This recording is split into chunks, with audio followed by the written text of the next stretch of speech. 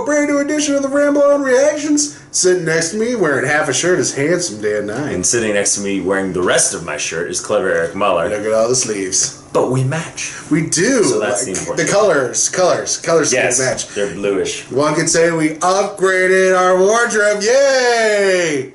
Natural segue for the first time. Yeah, it's because we kind of recorded this already and ran out of room on the card. Anyway. Shh, we're professionals. Pulling behind the curtain. Why are you pointing at me? Oh, I saw this movie. You saw a movie called Upgrade. It's about a guy who gets a arm gun and a chip in his brain. Yes, sure. Hey! Several arm guns, not on the main character. Man gets his chip in his brain. We'll go nutshell. So if you didn't see the trailer for this movie, you watch as our hero, lead character, sees his wife murdered in front of him. Adios mio. You were into that joke. I like it. And then it's a solid joke. It is. And then you see him turn into a paraplegic in front of you, where they sever his spine somehow. They don't really go over it.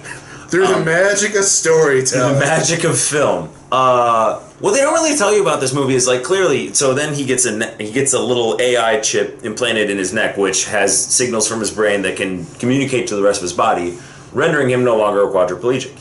So what you don't really see in this movie is there's quite a bit of sci-fi element to this. Like the lead character, his name is Gray, because of course it is.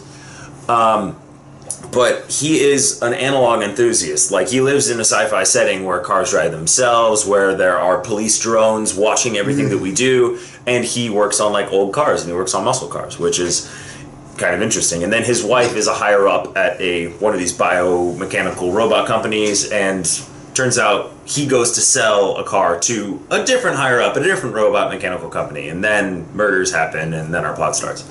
You pretty much see all of that in the trailer. I think some people are having beef with the trailer, and I honestly, even after they pointed it out, it didn't really bother me. But one thing I will say about this, I am a fan of this guy's writing. This was written and directed by Lee Whannell. I think there's an H in there. I can't remember. Anyway. The H is silent. Maybe. Then it would be Lee Whannell.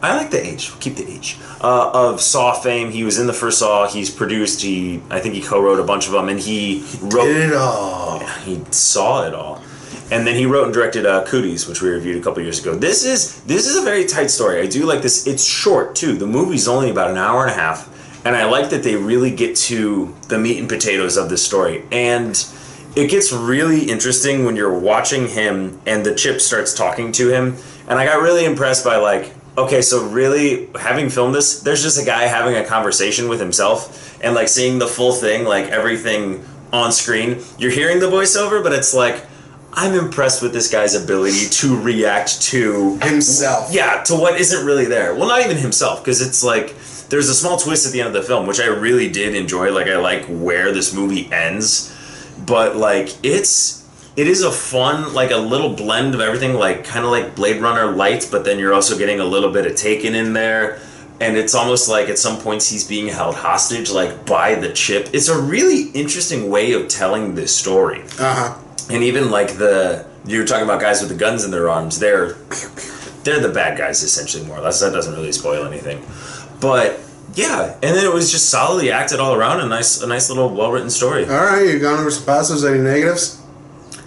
I mean, it feels a little rushed at times, but I think that's because it is a shorter, tighter story. Like, you don't have a lot, like, you pretty much identify with the main character, and then they have a lead police female who's thrown in there as well, and it's like, I understand her purpose, but it's like, you don't care as much about the supporting characters other than the main character, because they don't devote a lot of time to them, and it's kind of like, you're here to be an object against the main character, and it's like, I know why you're doing that, but it's like, it's not as flushed out as it could be, but it is, honestly, it's a really enjoyable film. Most of the time I was watching it, I'm like, this is really entertaining, and I'm happy we get like a mid-budget movie. I don't need to see a $100 million movie every 3 weeks. Like, I like stuff like this. It's a smaller, like, little contained story. Now grade this movie? I'll give it a B+. I enjoyed it. It's a good time at theaters.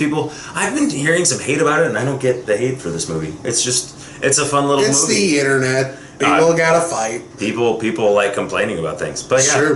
This isn't something they're gonna complain about our color scheme soon.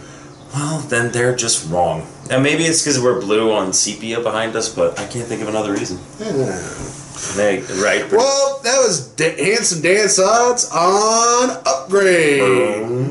Is he right? Is he wrong? Let us know in the comment section below. As always, please love, share, and subscribe. Sitting over there giving the double thumbs up is Handsome Dan 9. Sitting right over there doing his best pointing is clever Eric Mahler. As always, ramble on, anchors away. Handgun.